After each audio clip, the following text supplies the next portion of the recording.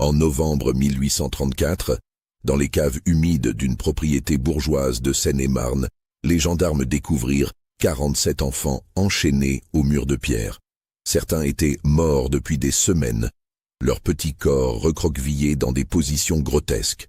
D'autres, squelettiques et couverts de plaies purulentes, suppliaient qu'on les laisse tranquilles, réclamant leur bienfaiteur. Mais le plus troublant, ce qui glaça le sang des enquêteurs les plus endurcis, c'est que tous ces enfants martyrisés semblaient considérer leur geôlier comme leur sauveur, leur protecteur, leurs parents aimants. Cette découverte allait révéler l'une des expérimentations humaines les plus monstrueuses jamais documentées sur le sol français. Une entreprise méthodique de destruction de l'âme humaine menée pendant plus de 10 ans par une famille en apparence respectable. Si cette histoire vous glace déjà le sang, n'hésitez pas à vous abonner à la chaîne et dites-nous en commentaire de quelle ville vous nous écoutez. Car ce que vous allez entendre va remettre en question tout ce que vous pensez savoir sur les limites de la cruauté humaine et sur notre capacité à reconnaître le mal lorsqu'il se dissimule derrière un masque de respectabilité. L'année 1834 marque une période de profonds bouleversements sociaux en France. Louis-Philippe règne depuis 4 ans seulement, tentant de stabiliser un pays encore meurtri par les convulsions révolutionnaires et les guerres napoléoniennes. La monarchie de Juillet s'efforce de réconcilier les aspirations bourgeoises avec les traditions monarchistes, créant une société en mutation où les anciennes certitudes s'effritent tandis que de nouvelles élites émergent. Dans les campagnes qui entourent Paris, cette transformation sociale est particulièrement visible. De nombreuses familles nobles ont vu leur fortune s'effondrer, leurs châteaux vendus aux enchères, leurs terres redistribuées. Mais d'autres, plus habiles ou plus chanceuses, ont su s'adapter aux nouveaux temps, transformant leurs privilèges d'ancien régime en richesses bourgeoises. C'est dans ce contexte trouble qu'évoluait la famille Deschamps, installée depuis 3 générations dans un vaste domaine situé entre Meaux et Château-Thierry, dans l'actuelle Seine-et-Marne. Cette région, fertile et bien reliée à Paris par la Marne, avait toujours été prospère. Ces terres argileuses produisaient des céréales de qualité, et ces carrières de gypse alimentaient les constructions de la capitale en expansion. Édouard Deschamps, le patriarche, avait hérité de son père une fortune considérable bâtie sur le commerce des grains et la spéculation foncière. Contrairement à beaucoup d'aristocrates ruinés par les événements révolutionnaires, les Deschamps avaient non seulement survécu, mais prospéré en s'enrichissant sur les dépouilles de leurs anciens pères. Édouard, homme pragmatique et sans scrupules, avait racheté à vil prix les domaines de familles émigrées, les avait modernisés et les avait revendus avec d'énormes profits. Mais cette réussite matérielle dissimulait une personnalité profondément perturbée. Édouard Deschamps était obsédé par les théories scientifiques émergentes sur la nature humaine. Influencé par les travaux de Gall sur la phrénologie et par les premières réflexions sur l'hérédité, il avait développé une vision mécaniste de l'homme qui le conduisait à considérer ses semblables comme de simples objets d'étude. Cette déformation intellectuelle s'était aggravée au contact de certains cercles parisiens où se mélangeaient sciences naissantes et philosophie matérialiste. Édouard fréquentait régulièrement les salons où l'on débattait des théories de Lamarck sur la transformation des espèces, des expériences de Mesmer sur le magnétisme animal et des spéculations de Cabanis sur les rapports du physique et du moral. Ces discussions enflammaient son imagination et nourrissaient ses fantasmes de toute puissance intellectuelle. La propriété familiale s'étendait sur près de 200 hectares de terres fertiles, coupées par plusieurs cours d'eau et parsemées de bosquets. Au cœur du domaine se dressait un château de style classique, construit au début du XVIIIe siècle par un financier enrichi sous Louis XIV. L'architecture en était sobre mais élégante. 3 corps de bâtiments organisés autour d'une cour d'honneur, avec une façade principale ornée d'un fronton triangulaire et de pilastres corinthiens. Les jardins, dessinés dans le goût français, s'étendaient sur plusieurs hectares devant la façade sud. Parterres géométriques, bosquets taillés, bassins ornementaux, tout y respirait l'ordre et la mesure. Mais cette harmonie apparente dissimulait un secret terrible, car c'était dans les vastes caves voûtées qui couraient sous l'ensemble du bâtiment principal que se cachait le véritable laboratoire des Deschamps. Ces caves, construites au XVIe siècle par les premiers propriétaires du domaine, présentaient des caractéristiques architecturales particulièrement adaptées au projet sinistre d'Édouard. Creusées dans le calcaire local, elles formaient un véritable dédale de galeries et de salles voûtées, certaines communiquant entre elles, d'autres parfaitement isolées. L'épaisseur des murs en pierre de taille, l'absence de fenêtres dans la plupart des salles, l'humidité constante qui régnait dans ces espaces souterrains, tout concourait à faire de ces lieux un cachot idéal. Pendant la Révolution, ces caves avaient déjà servi de lieu de détention. Les autorités républicaines y avaient emprisonné plusieurs dizaines de suspects, en attente de leur jugement ou de leur transfert vers Paris. Cette utilisation carcérale avait laissé des traces, des anneaux de fer scellés dans les murs, des barreaux aux quelques ouvertures qui donnaient sur l'extérieur, des inscriptions gravées par les prisonniers dans la pierre tendre. Édouard avait conservé et même renforcé ces aménagements, y ajoutant des dispositifs de son invention. Édouard avait épousé en secondes noces une femme plus jeune que lui, Marguerite Beaumont, issue d'une famille de petite noblesse provinciale ruinée par la Révolution. Ce mariage, célébré en 1815, avait été pour lui autant une affaire qu'une union sentimentale. Marguerite apportait en dot les restes d'un patrimoine foncier et surtout des relations dans l'aristocratie légitimiste qui pouvaient s'avérer utiles en cas de restauration monarchique. Mais au-delà de ces considérations pratiques, Édouard avait été séduit par la personnalité particulière de sa future épouse. Marguerite, élevée dans la terreur de déchoir socialement, avait développé une soumission absolue à l'autorité masculine et une fascination morbide pour tout ce qui touchait au pouvoir et à la domination. Elle partageait avec son mari une vision hiérarchique et inégalitaire de la société, considérant que certains êtres humains étaient naturellement destinés à commander, tandis que d'autres ne méritaient que l'obéissance. Cette complicité intellectuelle et morale entre les époux allait se révéler cruciale dans l'élaboration et la mise en œuvre de leur entreprise criminelle. Marguerite n'était pas une simple complice passive. Elle participait activement à la conception des expériences, apportant une dimension psychologique que les approches purement physiques d'Édouard n'auraient pas permis d'atteindre. De ce mariage étaient nés 3 enfants. Henri, l'héritier, âgé de 22 ans en 1834, Célestine, 19 ans, et le Benjamin Paul, 16 ans. Tous 3 avaient grandi dans l'aisance et le confort, recevant une éducation soignée prodiguée par des précepteurs privés. Mais cette éducation conventionnelle dissimulait un endoctrinement plus subtil et plus pervers. Dès leur plus jeune âge, les enfants Deschamps avaient été habitués à considérer certains êtres humains comme intrinsèquement inférieurs. Leurs parents leur enseignaient que l'humanité était divisée en races et en classes naturellement inégales, que les faibles existaient pour servir les forts, que la science donnait aux esprits supérieurs le droit et le devoir d'expérimenter sur les organismes inférieurs. Cette éducation perverse avait porté ses fruits. Henri, l'aîné, avait développé une froideur et une cruauté précoce qui inquiétaient même les domestiques. Célestine manifestait une curiosité malsaine pour la souffrance d'autrui, multipliant les expériences cruelles sur les animaux du domaine. Quant au Benjamin Paul, il semblait avoir hérité de la duplicité paternelle, capable de charme et d'empathie apparente, mais dénuée de tout sentiment authentique. Ainsi, au fil des années, s'était constituée une véritable dynastie de prédateurs, unis par des liens familiaux, mais aussi par une complicité criminelle. Chaque membre de la famille apportait ses compétences particulières à l'entreprise commune. Édouard la conception théorique et l'organisation matérielle, Marguerite la manipulation psychologique, Henri la force physique et l'intimidation. Célestine, l'observation clinique, Paul, la séduction et le recrutement.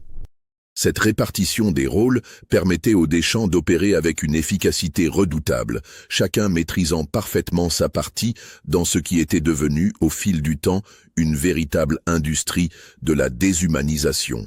Car c'est bien de cela qu'il s'agissait, non pas de crimes passionnels ou d'actes de folie, mais d'une entreprise méthodique et planifiée visant à détruire systématiquement la personnalité de leurs victimes.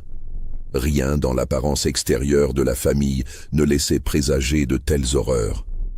Les Deschamps menaient grand train, recevaient régulièrement la bonne société locale, contribuaient généreusement aux œuvres de charité. Édouard siégeait au conseil municipal de la commune voisine, Marguerite présidait l'association des dames patronesses, leurs enfants fréquentaient les salons de la petite noblesse provinciale. Cette façade de respectabilité était soigneusement entretenue et constituait l'une des clés du succès de leur entreprise criminelle. Car qui aurait pu soupçonner des bienfaiteurs si généreux, des notables si respectés, des parents si dévoués, de se livrer en secret aux pires atrocités? Cette duplicité était d'autant plus efficace qu'elle n'était pas entièrement feinte. Les Deschamps étaient réellement convaincus d'œuvrer pour le bien de l'humanité en menant leurs expériences. L'engrenage qui allait conduire à la découverte de novembre 1834 se mit en mouvement 3 mois plus tôt, par une chaude journée d'août. Ce jour-là disparut Jean-Baptiste Moreau, un colporteur d'une quarantaine d'années qui parcourait la région depuis plus de 15 ans, vendant des articles de mercerie, des remèdes populaires et des livres de piété. Moreau était un homme méticuleux et ponctuel, connu pour la régularité de ses tournées. Chaque premier mercredi du mois, il se rendait au domaine des Deschamps, où il était toujours bien accueilli. Marguerite appréciait ses visites car il lui apportait des nouvelles du monde extérieur, des ragots sur les familles de la région, et parfois des étoffes rares ou des bijoux de fantaisie qu'elle ne trouvait pas ailleurs. Cette relation commerciale régulière avait créé une certaine familiarité entre le colporteur et la famille. Moreau était l'une des rares personnes extérieures à pénétrer régulièrement dans l'intimité du château, à partager les repas familiaux, à séjourner parfois une nuit dans les communs quand ses affaires l'y obligeaient. Cette proximité, qui avait d'abord paru anodine, allait se révéler fatale. Car Moreau était un homme observateur et intelligent. Au fil de ses visites, il avait remarqué certains détails troublants qui avaient éveillé sa curiosité. Il avait noté que les Deschamps employaient un nombre inhabituellement élevé de domestiques pour des séjours très courts, que ces domestiques semblaient souvent effrayés et refusaient de parler de leurs employeurs, que certaines parties du château paraissaient interdites d'accès même aux familiers de la maison. Plus intriguant encore, Moreau avait plusieurs fois entendu des bruits étranges provenant des sous-sols, des gémissements étouffés, des chaînes qui s'entrechoquaient, des pleurs d'enfants qui résonnaient dans les murs. Quand il en avait fait la remarque, on lui avait expliqué que le château était construit sur d'anciennes carrières, que les courants d'air y créaient des sons bizarres, que les rats nombreux dans les caves produisaient des bruits inquiétants. Ces explications ne l'avaient pas convaincu, d'autant qu'elles s'accompagnaient toujours d'un changement d'attitude chez ses interlocuteurs. Les Deschamps devenaient soudain tendus, pressés de changer de sujet, manifestement soucieux de détourner son attention. Cette nervosité même renforçait les soupçons du colporteur. Le 15 août 1834, Moreau se présenta comme à l'accoutumée au château. Il avait avec lui une cargaison particulièrement riche, des soies de Lyon, des dentelles de Chantilly, des bijoux parisiens qu'il comptait proposer à Marguerite Deschamps. Plusieurs témoins l'avaient vu emprunter le chemin qui menait à la propriété, sa carriole chargée de malles et de paquets soigneusement ficelés.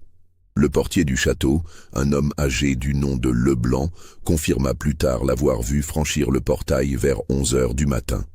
Moreau semblait de bonne humeur, sifflotant un air populaire en dirigeant son cheval vers la cour d'honneur. Ce fut la dernière fois qu'on le vit vivant. Selon la version que donneraient plus tard les Deschamps, Moreau avait déballé ses marchandises dans le grand salon, avait pris le déjeuner avec la famille, puis était reparti vers 3 heures de l'après-midi après avoir vendu quelques articles. Marguerite prétendrait avoir acheté un châle de soie et des gants brodés, payés comptant comme toujours. Mais cette version des faits présenterait rapidement des incohérences troublantes. D'abord, personne d'autre que les membres de la famille Deschamps n'avait vu repartir le colporteur. Ensuite, sa carriole fut retrouvée 3 jours plus tard, abandonnée dans un bois à plusieurs kilomètres du château, dépouillée de toute marchandise. Enfin, les chevaux qui tiraient la carriole erraient dans la campagne, encore harnachés mais manifestement affamés et assoiffés. Ces découvertes alarmèrent l'épouse de Moreau, Marie, une femme énergique qui connaissait parfaitement les habitudes de son mari. Elle savait qu'il n'aurait jamais abandonné sa carriole et ses chevaux, qu'il préférait dormir à la belle étoile plutôt que de laisser ses bêtes sans soin. De plus, il lui avait confié avant son départ qu'il comptait proposer aux Deschamps une pièce de brocart exceptionnelle réservée à sa meilleure clientèle et qu'il espérait en tirer un prix substantiel. Marie Moreau se rendit donc au château le 18 août pour prendre des nouvelles de son époux. Marguerite la reçut avec sa courtoisie habituelle, mais son attitude trahissait une nervosité inhabituelle. Ses mains tremblaient légèrement en servant le thé, elle évitait le regard de son interlocutrice, et elle semblait pressée de voir partir sa visiteuse. Quand Marie demanda si son mari avait effectivement vendu le fameux brocart, Marguerite eut un moment d'hésitation avant de répondre négativement. Elle prétendit que Moreau ne lui avait montré que des articles ordinaires, qu'elle n'avait rien acheté de particulier, qu'elle ne se souvenait pas d'avoir vu de brocart parmi ses marchandises. Cette réponse surprit Marie, car elle savait que son mari avait spécialement acheté cette pièce en pensant au goût de Madame Deschamps. Il s'agissait d'un tissu rare et coûteux, d'un style qui correspondait exactement aux préférences de la châtelaine. Il était donc peu vraisemblable qu'il ne le lui ait pas proposé. Mais ce qui troubla le plus Marie, ce fut un incident qui se produisit pendant leur conversation. Alors qu'elle prenait le thé dans le petit salon, un bruit sourd retentit sous leurs pieds, comme si quelqu'un frappait le plafond de la cave avec un objet lourd. Ce bruit se répéta plusieurs fois, rythmé et insistant, évoquant irrésistiblement un appel au secours.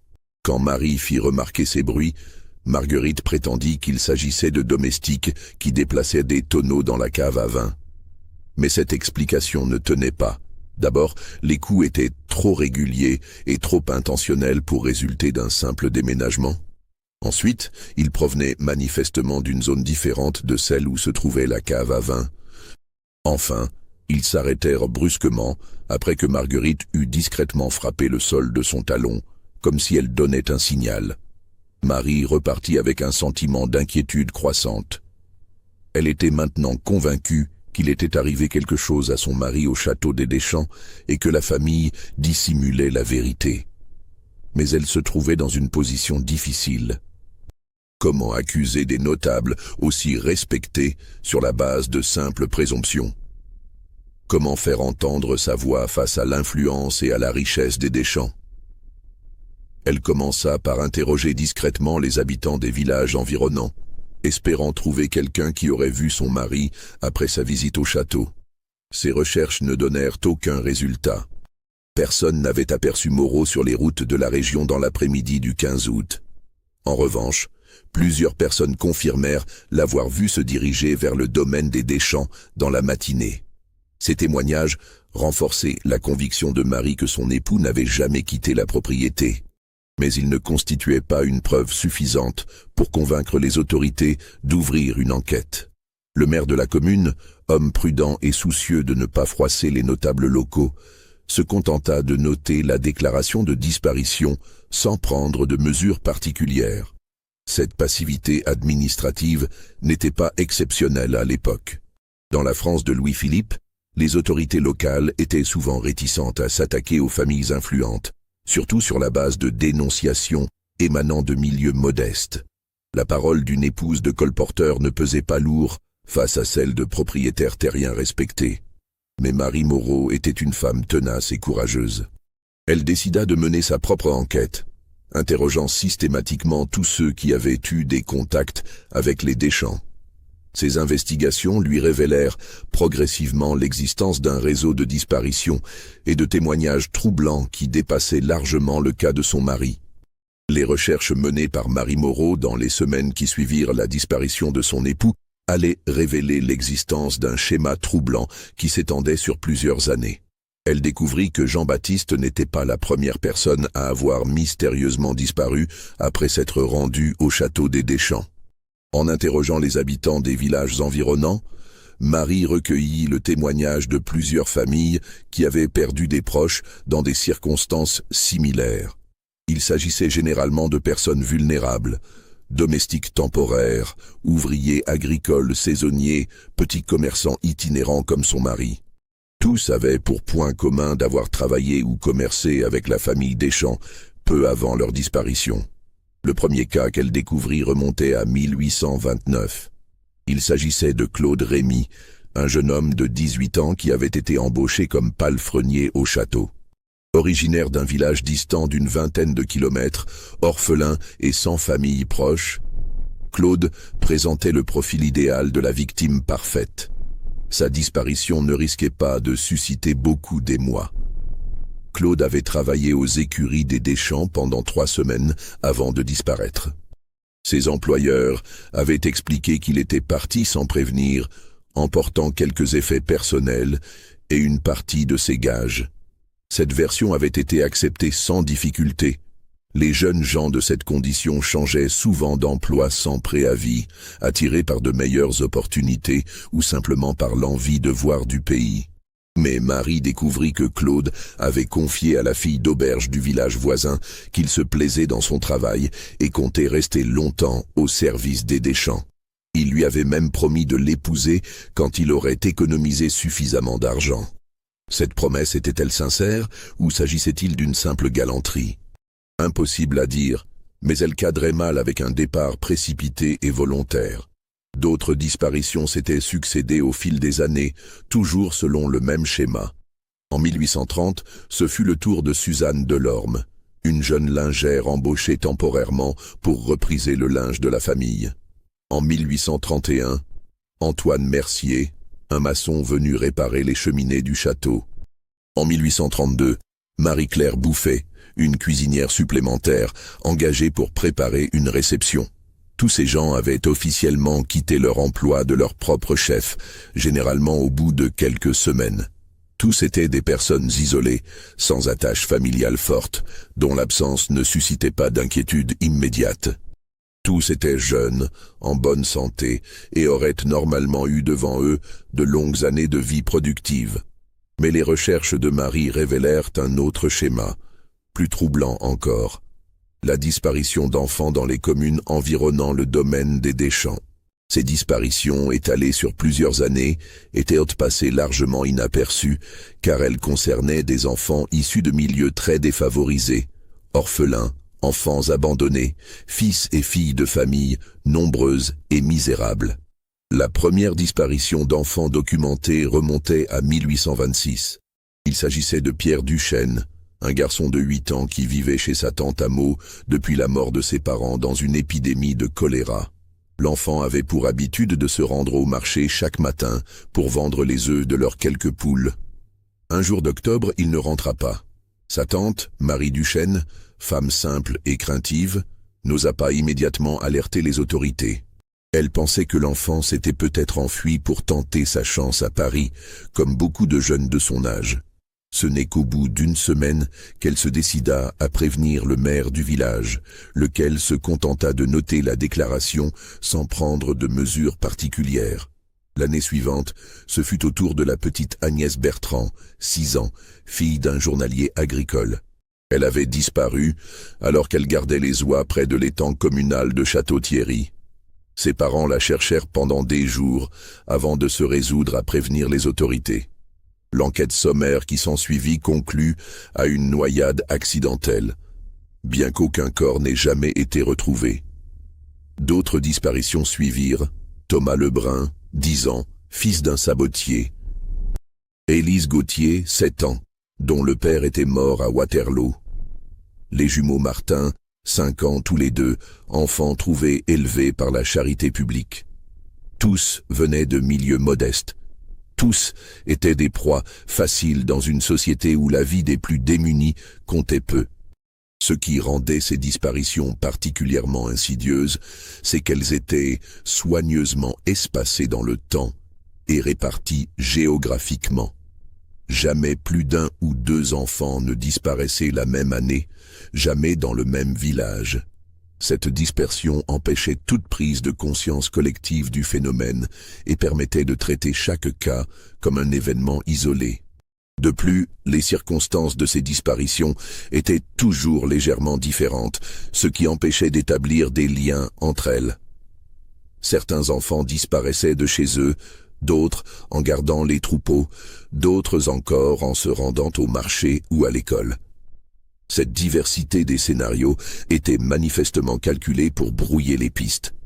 Mais Marie Moreau, forte de son expérience personnelle et de sa connaissance intime de la région, commençait à percevoir la logique sous-jacente de ces événements. Elle remarqua que toutes ces disparitions avaient un point commun géographique.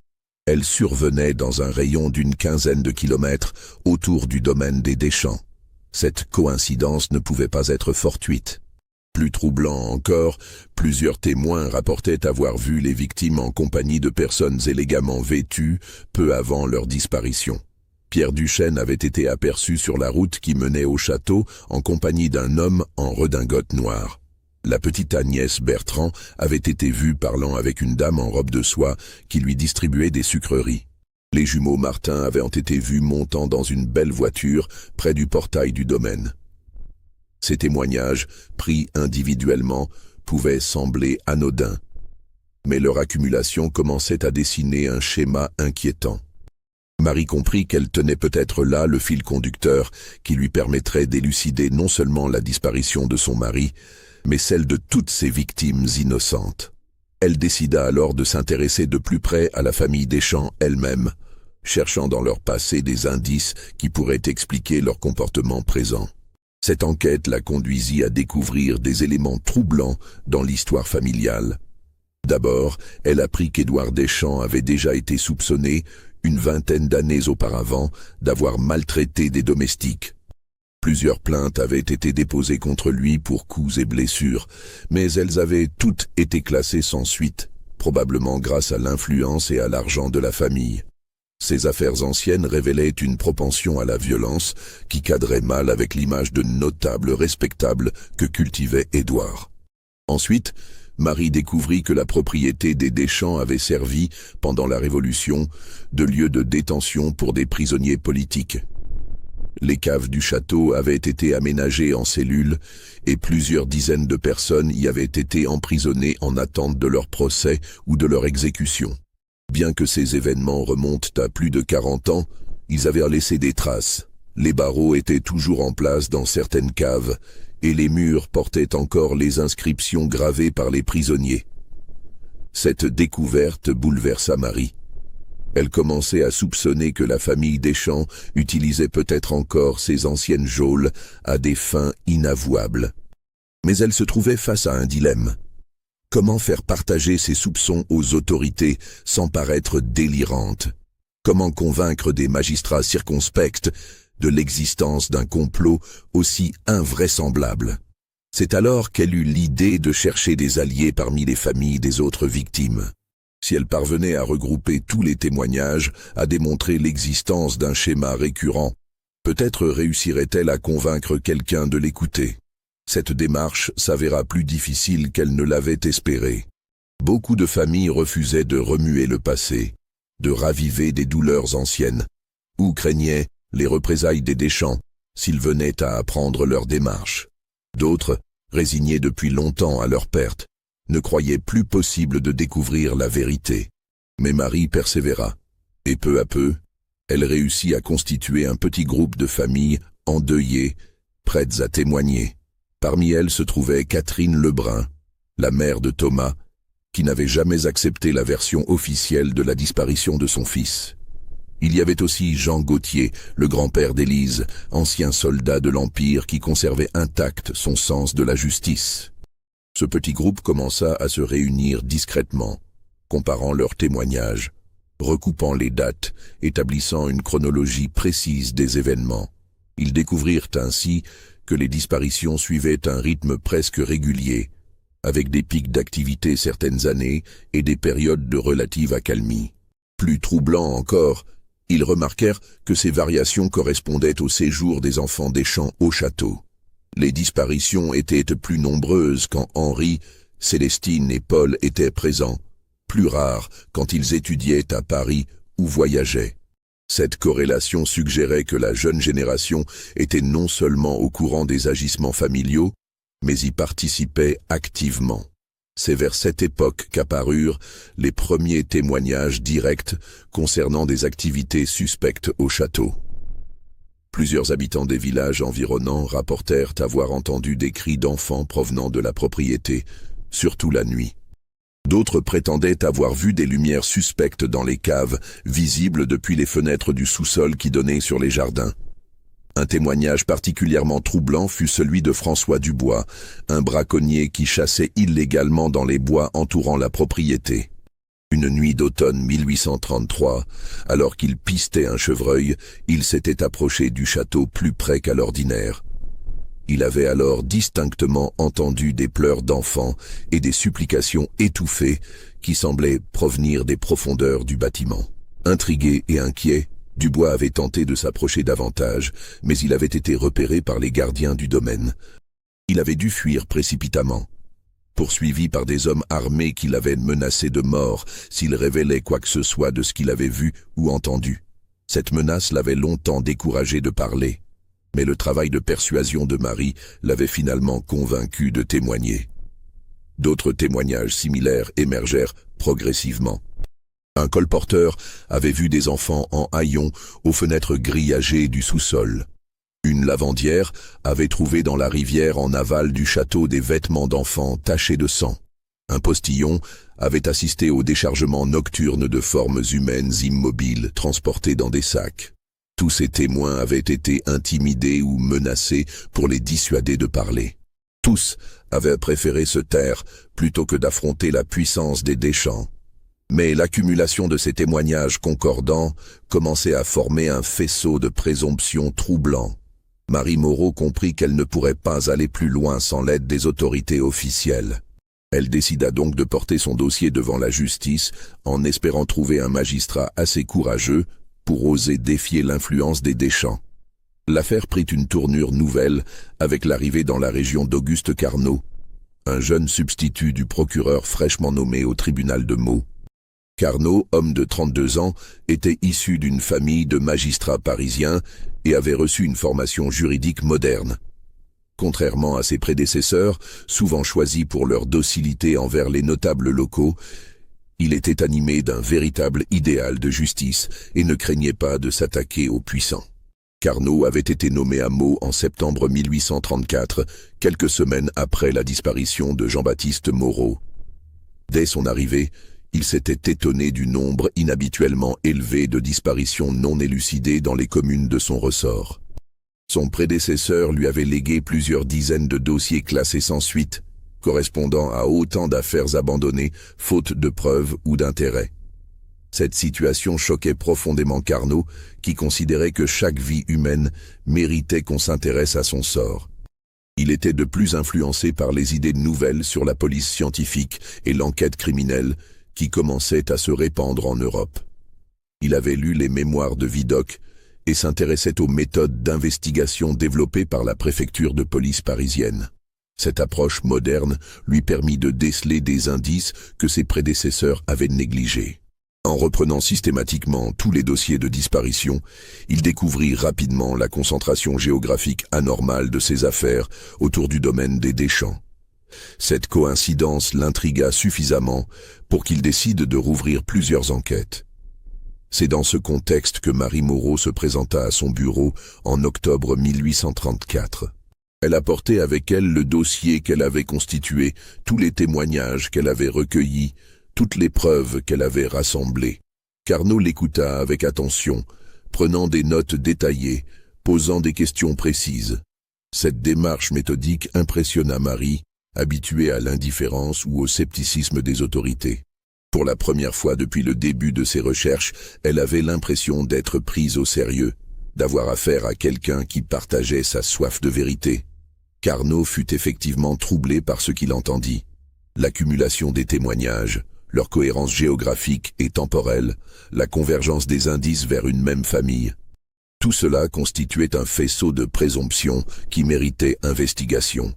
Mais il était aussi conscient des difficultés qu'il allait rencontrer en s'attaquant aux Deschamps. Cette famille jouissait en effet d'une influence considérable dans la région. Édouard siégeait au conseil général du département, ses fils fréquentaient l'élite parisienne. Ses relations s'étendaient jusqu'au ministère. Accuser de telles personnes sans preuves irréfutables revenait à compromettre sa propre carrière.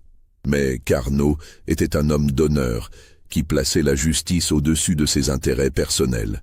Il décida donc de mener une enquête discrète mais approfondie, en commençant par vérifier tous les éléments du dossier constitué par Marie Moreau. Cette vérification confirma la plupart des faits avancés. Les disparitions s'étaient bien produites aux dates indiquées, dans les circonstances décrites. Les témoignages recueillis étaient cohérents et crédibles. La concentration géographique autour du domaine des Deschamps était statistiquement significative. Carnot découvrit également d'autres éléments troublants en consultant les archives locales. Il apprit ainsi que les Deschamps avaient été mêlés, quelques années auparavant, à plusieurs affaires de mœurs étouffées. Édouard avait été accusé d'attentat à la pudeur sur des domestiques mineurs, mais les plaintes avaient été retirées après versement de dommages-intérêts substantiels. Plus inquiétant encore, Carnot découvrit que la famille possédait des connexions avec certains milieux intellectuels parisiens où se développaient des théories pseudo-scientifiques sur l'amélioration de l'espèce humaine. Édouard correspondait régulièrement avec des médecins et des philosophes qui prônaient l'expérimentation sur les classes inférieures au nom du progrès de la science. Ces découvertes éclairaient d'un jour nouveau les agissements supposés des Deschamps. Il ne s'agissait peut-être pas de simples crimes crapuleux ou passionnels, mais d'une entreprise méthodique, justifiée par une idéologie pseudo-scientifique. Cette dimension idéologique rendait les crimes potentiels encore plus inquiétants, car elle suggérait une planification de long terme et une absence totale de scrupules moraux. Carnot décida alors de placer la propriété des Deschamps sous surveillance discrète. Il recruta pour cela 2 gendarmes de confiance, les brigadiers Rousseau et Delacroix, tous deux connus pour leur discrétion et leur efficacité.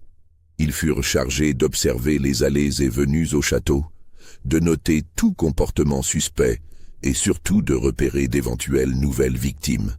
Cette surveillance porta rapidement ses fruits. Dès la première semaine, les gendarmes observèrent un balai incessant de carrioles qui se rendaient au château à des heures inhabituelles, souvent en pleine nuit. Ces véhicules arrivaient généralement chargés et repartaient vides, ou parfois l'inverse. Plus troublant encore, ils remarquèrent que plusieurs de ces carrioles transportaient ce qui ressemblait à des formes humaines, dissimulées sous des bâches. Les observations se poursuivirent pendant plusieurs semaines, révélant l'existence d'un réseau logistique complexe centré sur le château des Deschamps. Des complices extérieurs participaient manifestement à l'entreprise familiale, apportant régulièrement de nouvelles victimes et emportant on ne sait quoi en échange.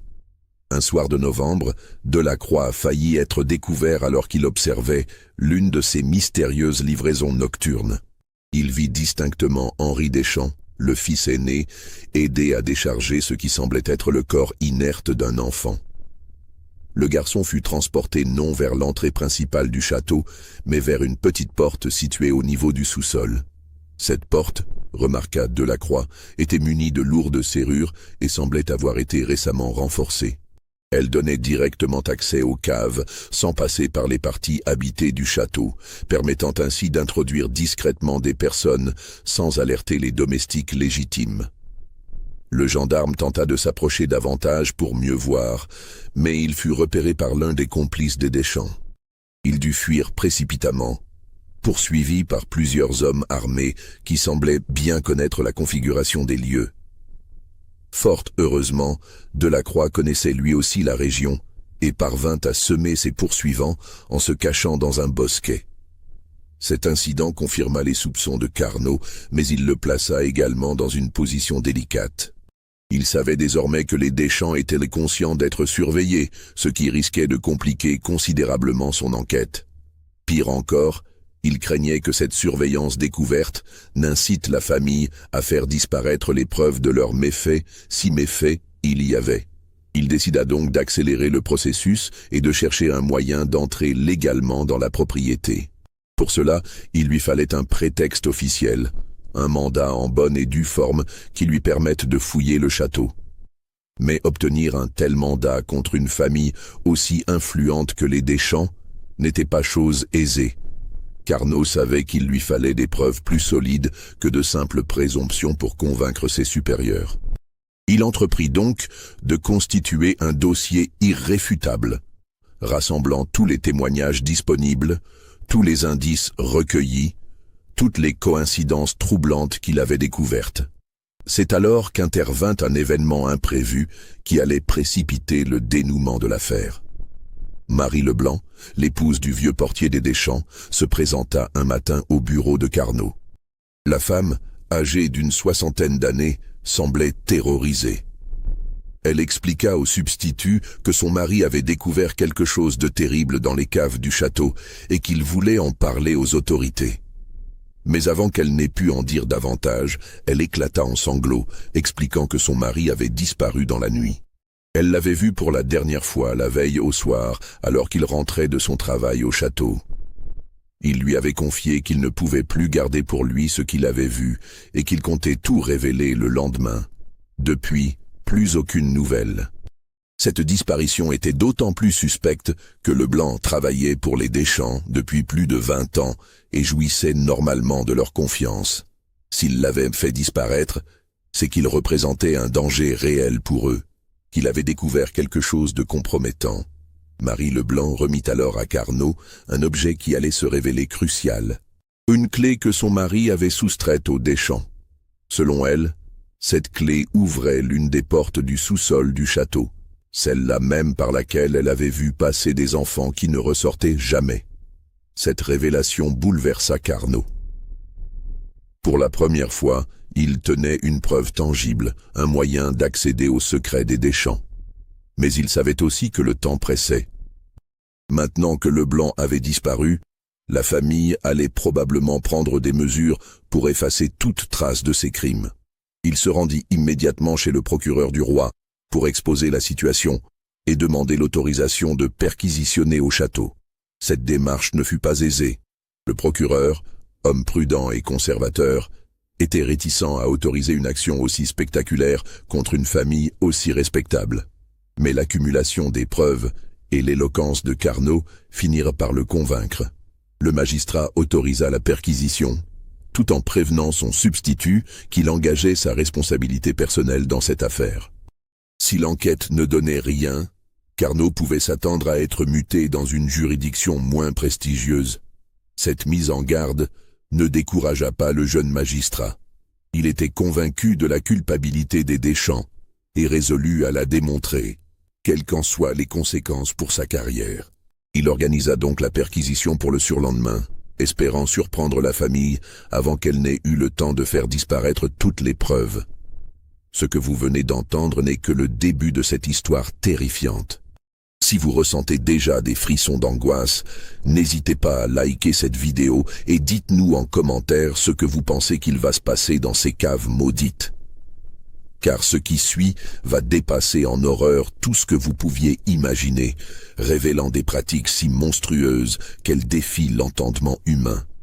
La perquisition fut organisée pour le 23 novembre 1834, un matin brumeux où la campagne environnante baignait dans une atmosphère d'automne finissant particulièrement oppressante.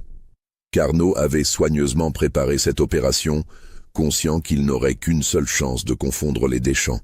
Il avait constitué une équipe de 8 hommes. Lui-même, les brigadiers Rousseau et Delacroix, 4 gendarmes supplémentaires, et le docteur Fontaine, médecin légiste réputé pour sa rigueur scientifique. Tous ces hommes étaient conscients de la gravité de la situation et de l'influence de la famille qu'ils s'apprêtaient à défier. Carnot leur avait exposé clairement les enjeux. Ils allaient peut-être découvrir l'un des crimes les plus atroces jamais commis en France, mais ils risquaient aussi de compromettre leur carrière s'ils ne trouvaient rien de probant.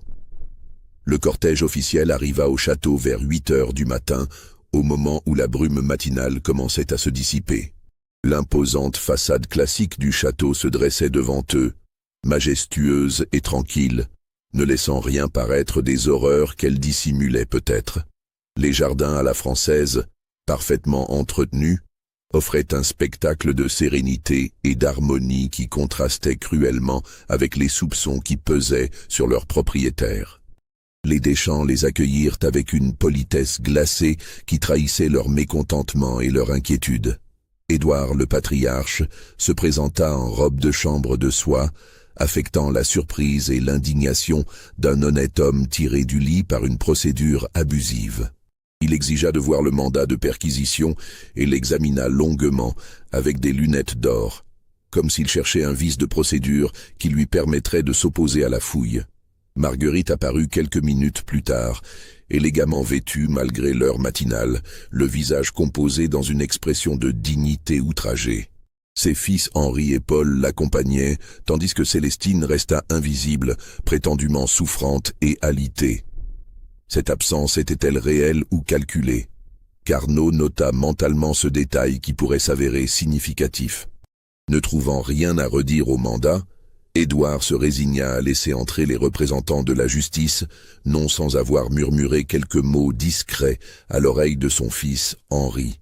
Ce conciliabule, bref mais visiblement urgent, n'échappa pas à l'attention de Carnot, qui se demanda quelles instructions le père donnait ainsi à son fils.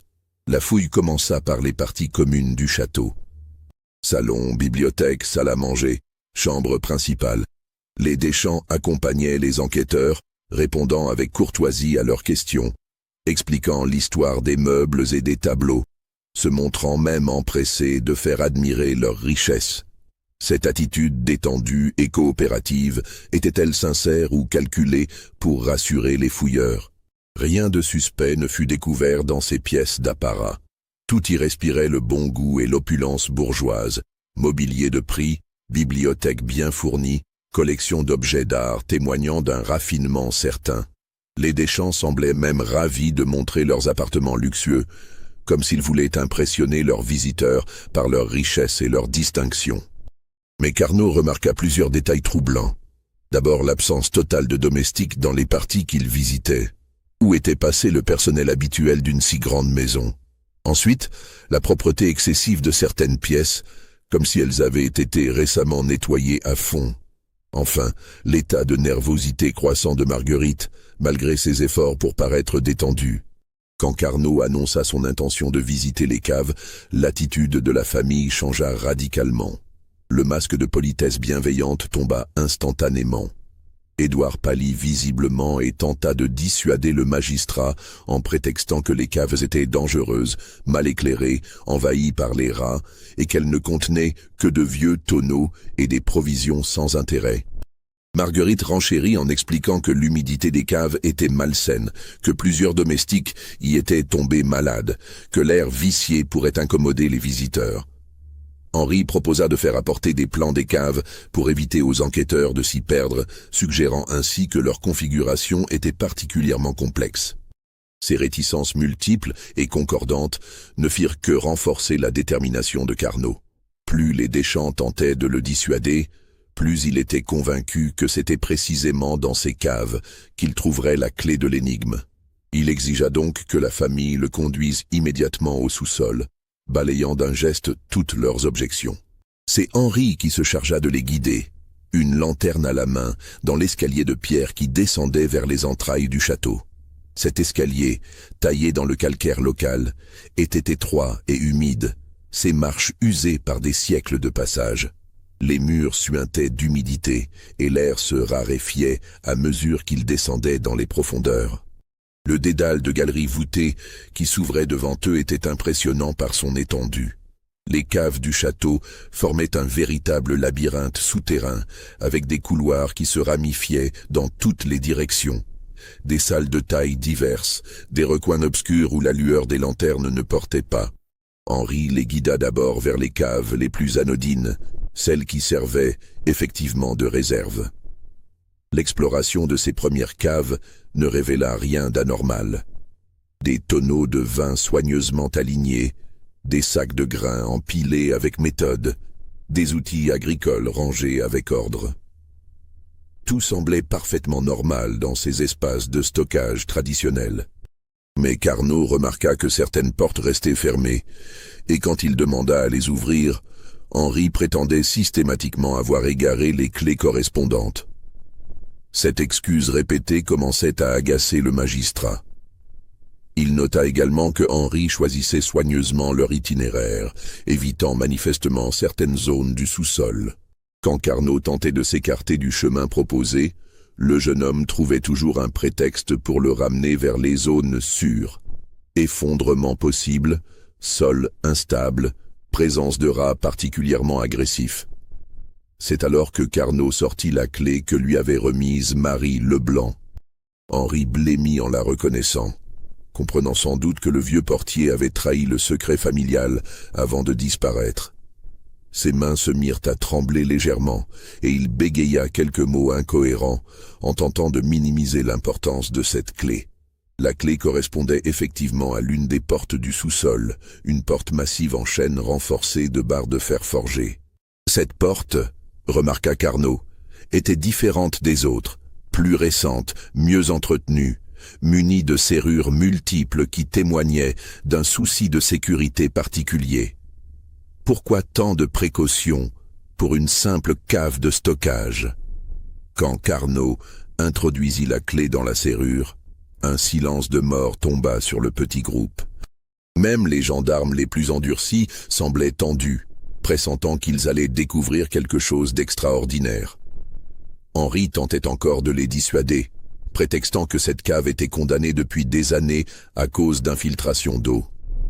Mais quand la porte s'ouvrit enfin, une odeur nauséabonde s'échappa immédiatement de l'ouverture béante. L'odeur de la chair en décomposition, de l'urine et des excréments, mélangée à celle de l'humidité et de la moisissure. Le docteur Fontaine fut pris de nausées et dut sortir son mouchoir pour se couvrir le nez. Plusieurs gendarmes reculèrent instinctivement, saisis par cette puanteur inhumaine. Henri tentait encore de fournir une explication. Des rats morts, des provisions avariées, un problème d'évacuation des eaux usées. Mais ces explications sonnaient faux, et sa pâleur cadavérique trahissait sa terreur de voir enfin découvert le secret familial. Carnot prit une lanterne et pénétra le premier dans la cave maudite. Ce qu'il découvrit dépassait en horreur tout ce qu'il avait pu imaginer dans ses pires cauchemars. Des dizaines d'enfants étaient là, enchaînés au mur par des fers aux chevilles, certains par les poignets également. La scène était d'une horreur indescriptible. 17 petits corps gisaient immobiles dans des positions grotesques, manifestement morts depuis plusieurs jours ou semaines. Leur état de décomposition variait selon l'ancienneté de leur décès, créant un spectacle d'épouvante que même les hommes les plus aguerris peinaient à supporter. Mais plus troublant encore étaient les 30 enfants encore vivants. Squelettiques, couverts de plaies infectées, ils gisaient dans leur propre déjection, à peine conscients de ce qui les entourait. Leurs vêtements, réduits à l'état de haillons, témoignaient de mois, voire d'années de captivité. Leur corps portait les stigmates de maltraitance systématique, cicatrices, brûlures, marques de coups répétés. Plusieurs de ces enfants semblaient avoir perdu la raison. Ils marmonnaient des paroles incohérentes, fixaient le vide de leurs yeux éteints ou se balançaient compulsivement dans leur chaîne. D'autres, au contraire, paraissaient dans un état de stupeur complète, comme si leur esprit s'était réfugié dans un ailleurs inaccessible pour échapper à l'horreur de leur situation. Mais le plus troublant, ce qui glaça le sang des enquêteurs les plus endurcis, c'est que quand ils commencèrent à détacher leurs chaînes, plusieurs enfants se mirent à hurler de terreur. Ils suppliaient qu'on les laisse tranquilles, qu'on ne les sépare pas de leur bienfaiteur. Certains appelaient même Marguerite Deschamps « maman » et Henri « grand frère », réclamant leur tortionnaire avec une détresse qui déchirait le cœur. Cette réaction stupéfia Carnot. Comment ces enfants martyrisés pouvaient-ils encore éprouver de l'attachement pour ceux qui les avaient réduits à cet état? Quelle manipulation psychologique abominable avait pu produire un tel résultat?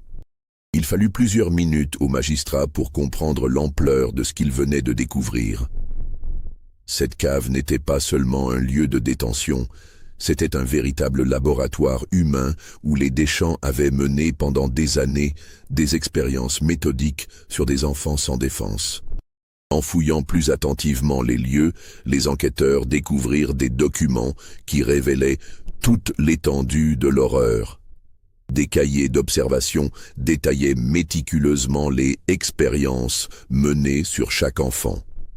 Il s'agissait d'un programme systématique visant à étudier les effets de différents types de privations sur le développement physique et mental des enfants.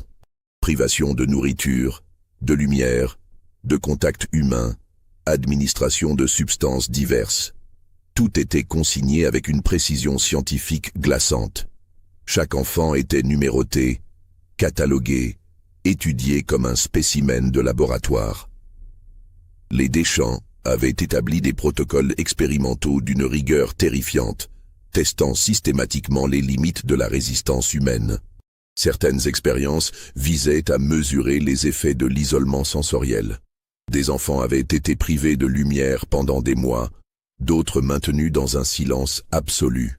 D'autres protocoles testaient les conséquences de la malnutrition contrôlée, de la privation de sommeil, de l'exposition au froid ou à la chaleur excessive. Mais le plus abominable était le volet psychologique de ces expériences. Les Deschamps avaient développé des techniques de manipulation mentale d'une sophistication terrifiante. Ils alternaient périodes de tendresse extrême et moments de cruauté absolue, créant chez leurs victimes une dépendance émotionnelle totale.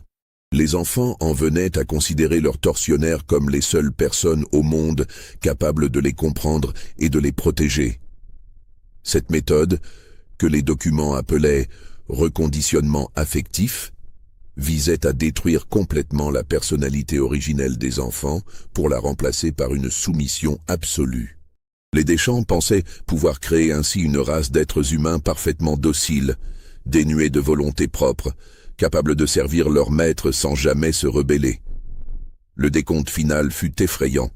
47 enfants avaient été découverts dans cette cave de l'horreur, dont 17 étaient déjà morts. Parmi les survivants, plusieurs ne passèrent pas les premiers jours qui suivirent leur libération, leurs organismes épuisés ne résistant pas au choc du retour à la vie normale. L'arrestation immédiate des Deschamps provoqua un scandale considérable dans toute la France.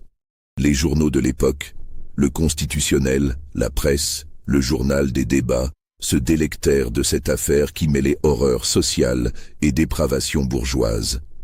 Le public découvrait avec stupeur qu'une famille respectable, pilier de la société locale, avait pu commettre de tels actes. Le procès s'ouvrit au printemps 1835 devant la cour d'assises de Seine-et-Marne. Il dura 4 semaines et attira des foules considérables. Chaque jour, des centaines de curieux se pressaient aux portes du palais de justice pour tenter d'apercevoir les accusés. Des écrivains, des journalistes, des savants vinrent de toute l'Europe pour assister au débat. La défense fut assurée par Maître Berryer, l'un des avocats les plus réputés de l'époque. Il tenta de plaider la folie de ses clients, arguant qu'ils avaient agi sous l'empire d'une obsession maladive pour les sciences naturelles. Selon lui, les Deschamps étaient des érudits égarés par leurs recherches, victimes de leur propre intelligence, et non des criminels de droit commun. Cette plaidoirie ne convainquit personne. Les témoignages des enfants survivants qui purent s'exprimer révélèrent l'ampleur méthodique des sévices subis. Le plus troublant était leur description de l'attitude des Deschamps. Loin d'être des bourreaux sadiques, ils se comportaient comme des parents aimants, expliquant que tout ce qu'ils leur faisaient subir était pour leur bien, qu'ils étaient en train de les transformer en êtres supérieurs. Le verdict tomba le 15 mai 1835. Édouard Deschamps fut condamné à mort, Marguerite aux travaux forcés à perpétuité, Henri à 20 ans de bagne. Célestine et Paul, jugés manipulés par leurs aînés, écopèrent de 10 ans de prison chacun. Édouard fut guillotiné le 3 juillet 1835 sur la place publique de Meaux. Jusqu'au bout, il maintint qu'il avait agi pour le bien de l'humanité, que ses expériences auraient révolutionné la compréhension de la nature humaine. Marguerite mourut au bagne de Cayenne en 1841. Henri ne survécut que 3 ans à sa condamnation, tué par ses codétenus. Le château fut rasé en 1836. Aujourd'hui, seules quelques fondations témoignent encore de l'existence de cette propriété maudite. Les enfants survivants ne parvinrent jamais à se réadapter complètement. Plusieurs se suicidèrent dans les années suivantes, d'autres finirent leurs jours dans des asiles. Cette affaire marqua un tournant dans la prise de conscience des droits de l'enfant et contribua à l'adoption de lois plus strictes. Elle révéla aussi les failles d'un système qui fermait trop facilement les yeux sur les agissements des classes privilégiées. Mais le plus troublant reste cette question. Vous croyez que tout a vraiment été révélé sur cette famille maudite? N'hésitez pas à commenter en dessous pour nous dire ce que vous en pensez. Abonnez-vous à la chaîne si ce n'est pas encore fait. Et partagez cette vidéo avec tous ceux qui, comme vous, sont fascinés par les mystères les plus sombres de l'histoire. Car si l'affaire Deschamps appartient officiellement au passé, peut-on être certain qu'elle ne se répète pas, sous d'autres formes, en d'autres lieux? Cette histoire nous rappelle que l'horreur peut surgir là où on l'attend le moins, et que la vigilance éternelle est le prix de notre humanité.